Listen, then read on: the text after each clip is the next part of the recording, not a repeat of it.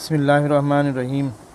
یکم مئی مزدوروں کا عالمی دن ہم کیوں مناتے ہیں؟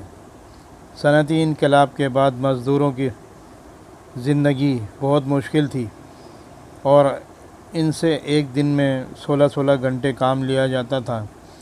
ڈیوٹی کے دوران اگر کوئی مزدور زخمی ہو جاتا یا مر جاتا تو اس کے تمام اخراجات خود مزدور کے ذمہ ہوتے۔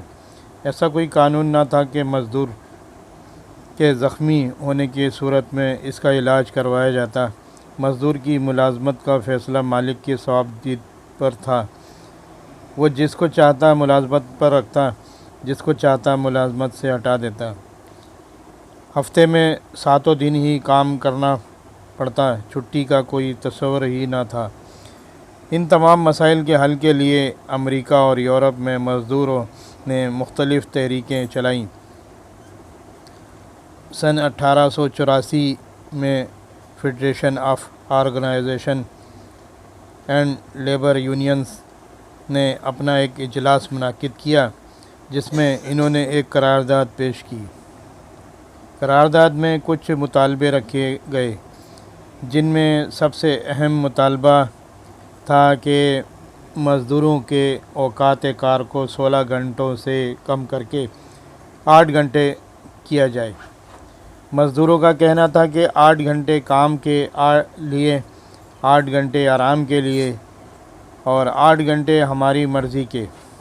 یہ مطالبہ یکم مئی سے لاگو کرنے کی تجویز پیش کی گئی، لیکن اس مطالبے کو تمام تر قانونی راستوں سے منوانے کی کوشش ناکام ہونے کی صورت میں یکم مئی کو ہی ہڑتال کا اعلان کیا گیا۔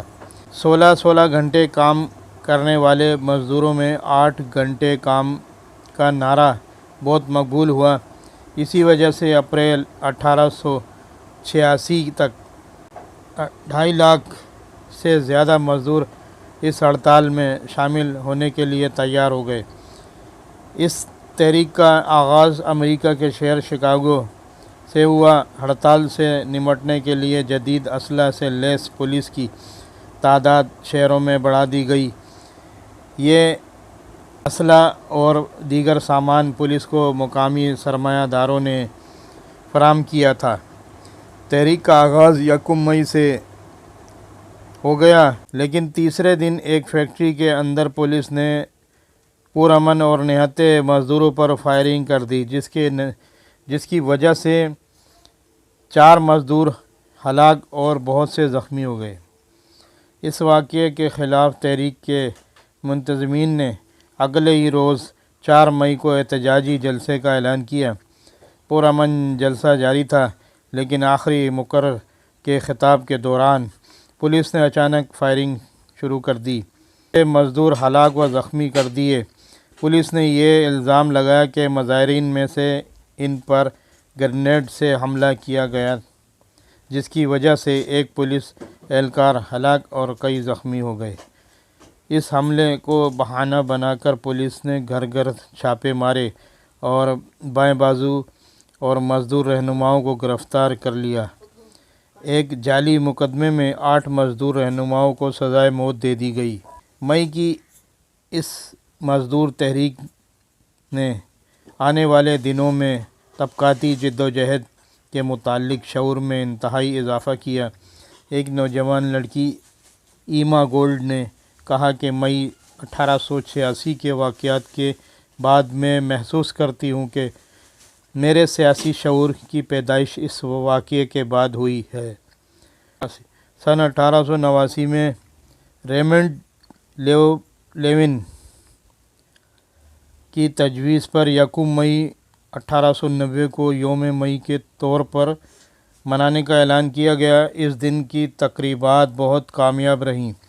اس کے بعد سوائے امریکہ، کینیڈا، جنوبی افریقہ کے یہ دن عالمی یوم مزدور کے طور پر منایا جانے لگا۔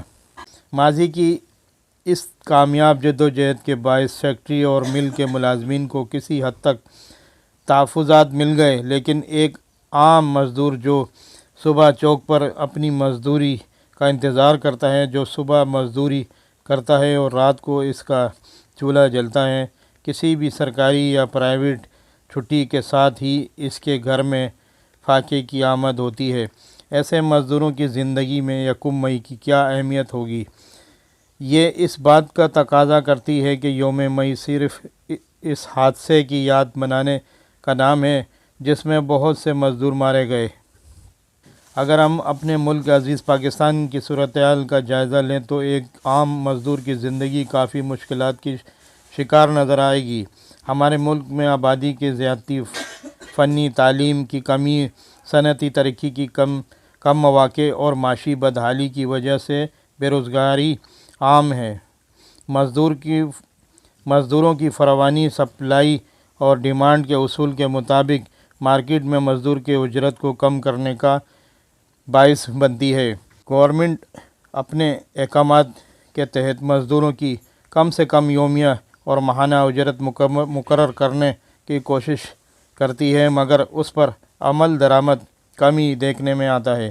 ایسی صورتحال میں حکومت کو چاہیے کہ نہ صرف مجموعی طور پر معاشی حالت کو بہتر بنانے اور بے روزگاری کا خاتمہ کرے بلکہ کم سے کم اجرت کی حد کو مزید بہتر کرنے کے ساتھ ساتھ اس کو یقینی بھی بنائے۔ ہمارا معاشرہ جو پہلے ہی پرتشدد اور دہشت پسندی کا شکار ہے، اس میں انتہائی غربت جلتی پر تیل کا کام کرتی ہے۔ بھوک کے ہاتھوں انفرادی یا پورے خاندان کی خودکشی کے واقعات تمام سماج کے منہ پر دبا ہے۔ یہ انسانیت کی تذلیل ہے جس کی اجازت نہ مذہب دیتا ہے نہ عام اخلاقیات۔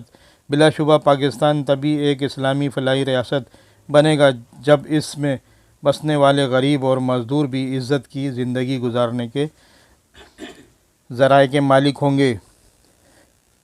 حکومت کی جانب سے کم اجرت مقرر کرنے کے علاوہ مزدوروں کے لیے صحت، تعلیم اور سماجی انصاف کے اصول کو بھی یقینی بنانا ہوگا۔ ایسا تبھی ممکن ہے جب ہم سب کی ترجیح ایک بہترین سماج کی تشکیل ہو۔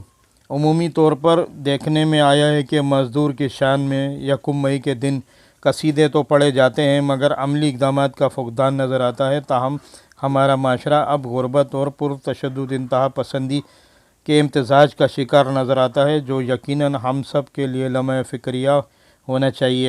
حالات اس بات کے متقاضی ہیں کہ حکومت غربت کے خاتمے اور مزدوروں کی بہتری کے لیے ایک دور رس جامع پالیسی کا اعلان کرے اور اس پر عمل درآمد کو یقینی بنائے۔